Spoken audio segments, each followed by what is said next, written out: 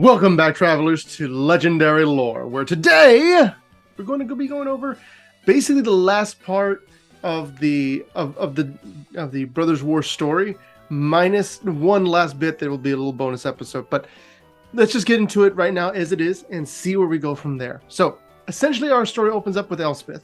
Elspeth, because she's not really a magic casting kind of character, she's able to do unlock locks. We do see a little bit of magic casting from her in this as well, but for the most part, it's just her kind of doing her deal. She's training. She's going to be the one that defends the Urza's tower. She's working with Saheeli's guards and a whole bunch of stuff like that, and she's kind of just working on it. At the same time that's happening, you have Ren, and Ren talks to Elspeth and tells her that she has essentially two songs within her. You inhabit two melodies. How is this possible? She says, and this is Ren explaining how this works from her, because remember, Ren is a dryad, so she has her own way of looking at the world. Every being is part of a song, a melody that contributes to the whole. But there are two melodies in you. One is a single note, constant and unerring. The other is cleft, an aria throttled midway. And so Elspeth gets very insulted by this. The idea that there's one part of her that's extremely steadfast and extremely Elspeth, very much a warrior, very much the soldier, the knight, the very steadfast. While the other one is a more chaotic, just kind of gets cut off, more abrupt. And she's just like, that's not me. That's not me at all. So that's what Elspeth's doing. Ren doesn't really know what's going on. And while that's happening, they also have two people showing up. And they're worried about what it is. So Elspeth and Ren, they're ready to fight whatever's coming. And it's starting to rain at this point. And they see that it's Elspeth. Elspeth and Ren discover that this is Nissa and Chandra. So now we're actually going to get the Planeswalkers coming in. Because before it was mainly just Kaya, Vivian, Teferi, Saheeli, Elspeth, Ren. These were the guys that were at Urza's tower. But now there's more coming in. They're preparing for everything going on. And so at this point, we have Chandra and Nissa. They join the fray. At the same time this is happening, Elspeth keeps having these horrible nightmares. And it starts off with the squire from Bant and how essentially it's just her remembering the fact that she abandoned them and how terrible she feels about it. Because, again, Elspeth has this darkness inside of her that she keeps kind of repressing, that keeps on tearing her apart kind of thing. And so basically through all of this, they're kind of just, everybody's in mourning over Ajani. Everyone is kind of just dealing with whatever they're going through. And obviously Chandra is not doing well with this whole deal. And so Chandra, Joda, they kind of meet each other. They kind of reminisce about Jaya and how she was lost. At the same time, Nissa and Chandra, they're on really weird terms because of the whole thing that happened with the Forsaken novel, already kind of throwing them all over the place. Everything is kind of just it's this quagmire of everything is kind of going to, nothing is resolved, but they need some kind of resolution kind of thing. The things with Chandra and Nissa, they've been cut up, they've been broken up, and Chandra doesn't know how to fix it. At the same time, Chandra feels terrible because she lost two of her greatest mentors to the Phyrexians. Technically, one of her mentors killed the other one, but you get the idea. And so she's dealing with that. She's just met Joda. Joda's talking to her. He knew Ajani as well. They're all kind of reminiscing about Jaya because Joda and Jaya were best friends. That's where they first were introduced. Jaya was a planeswalker. Joda was a normal immortal character. The two of them, they kind of went to the dark and that whole deal. Joda explains it was a long story how I became immortal. Don't worry about it. The actual story is that he fell into the Fountain of Youth. He was hiding from some goblins. He fell in the Fountain of Youth, and then he came out of it, and he was like, "Oh, I can't die. I'm immortal now, I guess." So he's just lucky that he fell in when he was very attractive and young. So all that happens, and eventually, of course, we have Elspeth having another nightmare, and this one's about Daxos, and everything is terrible, and she's kind of just dealing with the fact that Daxos, he was apparently at the end of the story that we never got, the Heroes Beyond Death. She actually was able to get Daxos to reunite with his Eidolon. That's what made him a demigod, was that his Eidolon and his Returned were able to refuse together, and now he's basically just this amalgamation enchantment creature that is beholden to Heliod. Heliod, by the way, was then put into the underworld, so Daxos has no master, he has no purpose, and he wanders the world. So that kind of thing. Then the story continues with everything happening, and obviously they're preparing constantly for Phyrexians to show up, but they don't know when it's going to happen. And more people start to show up. There's a moment where they meet Tyvar, and it says that he looks like he's allergic to a shirt. Joda talks about Venser when they're reminiscing about those that have died in the past. Again, the same idea of Joda, like Mrs. Venser, is worried about what happened in that whole case and how he wishes that he could be there for him. Elspeth doesn't want to be a part of it. Elspeth leaves. And so there's all that sort of thing happening. And here it says, there's a moment where Chandra and Elspeth, they actually have a moment. It's just, this is a celebration, right? So we toast to Venser, to Jaya, to Gideon, and Chandra stops because there's a moment where she's afraid that she can't say a Johnny. And it says, as Elspeth says, it's okay to say his name for those that we lost. And Chandra's like, no, we can't, because we're going to save him. And after we do, we're going to torch every single one of those Phyrexians on any plane we find them on. You have my word on that. And so Elspeth says, she takes the wine jug from Chandra and says, to Venser, Jaya, and Gideon, to the ones we've lost, and to the courageous yet to fall, until all have found their place. So Elspeth is kind of opening up. She's allowing people in. She's allowing her emotions to kind of reactivate. Because remember, since Giada, she hasn't really been able to work with anyone. Giada was like her first opportunity to try and save someone, save another version of herself. And then while all that's happening, she has another nightmare. This one's about Calix. And Calix, again, this is really crazy because it says, Calix must sleep to regain his strength. And when he sleeps, he dreams. He dreams of the battles you fought, studying every move you used against him to devise the perfect counter.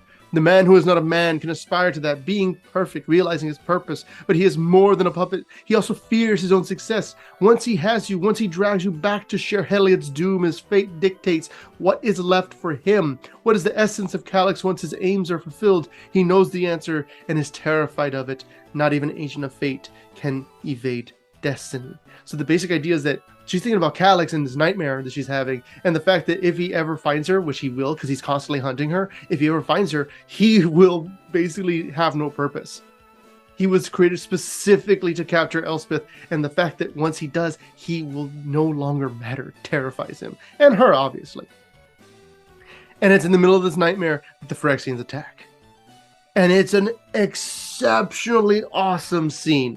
It's a constant back and forth as you're seeing porcelain Phyrexians, you're seeing you're seeing Elish Norn based ones, Jin-Gataxias based ones, Shaldred based ones. There's all these different kinds of Phyrexians, and they're all just rushing Urza's tower, and they're all attacking at the same time. But while this is taking place, you have Teferi and Kaya and Saheeli, and they're working on their last ditch effort, their last attempt to go back into the past to the moment the Silex was activated and actually get this figured out. So all of this is riding on this big battle, and the Phyrexians are everywhere, and so everything is kind of just coming to a head, and it's a really awesome moment. I'm not going to go into it because obviously this is a lot of just battle-based stuff, but throughout this whole thing going on, Elspeth, and there's an awesome piece of artwork that it just shows Elspeth pointing and a bunch of battle mechs that she's leading to the charge, just kind of going out to it. And there's traps set up, and there's a whole way they have everything done. Joda's working alongside her. The two of them are doing their best to try and stop everything going on. And there's just a constant back and forth. Like I said, everyone has their side working, they're doing what they're supposed to do, and then another side shows up and starts doing their deal, and just keeps going back and forth, back and forth. And it's funny because there's a moment where Joda actually says, by Urza's salty britches. So the basic idea is that Joda's still using the Urza curses, which means the Urza curses are most likely still in circulation on Dominaria, even at this point in time. And so it's really cool because how it says right here that Joda gives her something, a spell. He tells her, he says, he reaches into his robe and he pulls out a small leather pouch he wore on his neck. He took it off and held it out for Elspeth to see. She says, what is this? Something Jaya cooked up. You are powerful, Elspeth, not because of the strength in your sword arm and not because you are a planeswalker. It's deeper. Your desire for connection, to be the hand that thrusts itself into the flames to rescue another, to have peace, family, a home, to belong. Joda's just basically staring into her soul at this point. And she says, how did he know these things about her? A week prior, they'd never met. never even known each other existed, but like Ren, he'd stripped away her various masks with little effort. She was not a knight of Bant, nor was she Heliot's champion, or New Capenna's vengeance. She was only what was left. Elspeth Tyrell. He says, I told you I've been around a good long while, and in my time I've dealt with many mages, some with more affinity for certain magic than others. And looking at you, it's like gazing at a white-hot sun trying to hide itself. No more hiding, Elspeth. A final gift from Jaya to Phyrexia. Chandra would be the natural choice, but the very first thing I learned about magic is that fire and light are not so distant. You can help me cast it. And so essentially he gives her Jaya's Immolating Inferno, which is a legendary spell that you can only cast if you have a legendary creature or planeswalker in play. And so in that moment, Joda gives it to Elspeth to cast, which is super cool to me. The idea that Elspeth has always been mono white, but a red-white Elspeth would be fantastic, but unlikely, obviously. He says we just got an Elspeth. There's no real reason to see that coming. But in this moment, there's the fact that he gives that spell to her, and it says he began to recite words in a language Elspeth couldn't understand, and as she listened, a flood of images began to infiltrate her mind. A beautiful dark-haired woman, Joda looking no older than he did now, the sound of shattering glass, and then fire. To give you some context, the dark-haired woman is Jaya. The Joda looking no older than he did now is obviously Joda. The shattering of glass is him smashing a mirror on her face to shove Lim-Dul out of it. We've mentioned in an older episode, the basic idea is that was how Jaya's spark ignited. That is Jaya's Immolating Inferno. And so that's why in that moment it says, fire. Let go, he said. Let go of your anger, your pain. Let go of your ghosts. They will haunt you. But allow their pleas to fall unheard for now. Stretch your consciousness past them, past the ground, past the sky, past all the boundaries of your waking life. And then she thinks of Bant, she thinks of Meletis, she thinks of Daxo, she thinks of all these things. And he says, now bring it all back inside of you. Root it as deeply as you can until you can no longer contain it. So she basically reaches out and uses all of her emotions, all of her pain, all of her passion. She reaches out to the furthest reaches. He says, and then pull it all back inside and compress it. And in that moment, she unleashes it and she just destroys everything. And the last thought she has is of a Johnny and then of Jada and all this stuff. And so the column of radiance poured out of her, blasting upward toward the sky, surging over Joda in scintillating coils of power. And just like this whole deal. I mean, there's so much more to this, but it's such an epic moment. There's just this explosion. And then it says another nightmare, because obviously she just passes out from that whole deal. And it talks about Boy, a person that had been basically the first person that Elspeth had ever failed. Boy was just a person that was on Capenna when she was being held captive by Phyrexians, and it talks about how she never got to know his name before she planeswalked away. And while they're all celebrating and they're all happy, Rona shows up. And then Rona essentially she stabs Joda, and he falls to the ground, and it's all over. And essentially what happens by the end of this is the Joda and Elspeth just pass out. Because Rona was just epic. And she's working for Tezzeret at this point, so she just knew what she was doing. When she passes out, you have the last nightmare. It says, exquisite ends are the most beautiful. Let this missive end with an unctuous splendor, with tooth and edge, undulating muscle and slick ichor. It truly is a sight, your Phyrexia, a land where nightmares can have nightmares. The grand Cenobite, she has the sweetest of them all. Such horrors to tease from a mind and such visions to implant, starting with you, the fearsome lady in white, who has defied even death to have her vengeance. There are so many things to say, dearest, but the most appropriate is this. Thank you. There is a new purpose for my work, all because of you. So when you are alone in the dark, remember that there is one among the countless planes that has you in mind. You will always have your most dedicated admirer close by. Yours always, Ashiok. So basically, all these nightmares that Elspeth has been having that basically led into her being able to cast that gigantic spell where she thought of everybody was because of Ashiok, which is the main reason why I'm really, really hoping Ashiok is not going to become a Phyrexian. I feel like Ashiok being just this agent of chaos that kind of just continues throughout the entirety of the series would be really cool. But at the same time, if they were to catch them, it'd be interesting on its own. But Yeah, the basic idea is that that's how that particular side story ends. And then we have the brothers, the last part, which is referred to as Exodus, which is just another way of saying an escape. It's also a set name. But in this last little bit, it's Chandra and Nisa fighting the Phyrexians as well. They find Elspeth, they find Jodah, they try to save them. And in this final moments, Ren and Chandra and Nisa, they're all fighting. They're trying to deal with keeping Teferi safe. And Nisa is taken up into the sky by an angel, Phyrexian angel. And as she's falling down, she's been trying to reach into the earth and get some power out of it, but it won't accept her because, of course, it's Gaia. And Gaia is just been this extremely powerful. It's the world soul of Dominaria. It's been oftentimes connected with Verbeck, but obviously it's most likely not the case. But the basic idea is that Gaia is working with Nisa to an extent.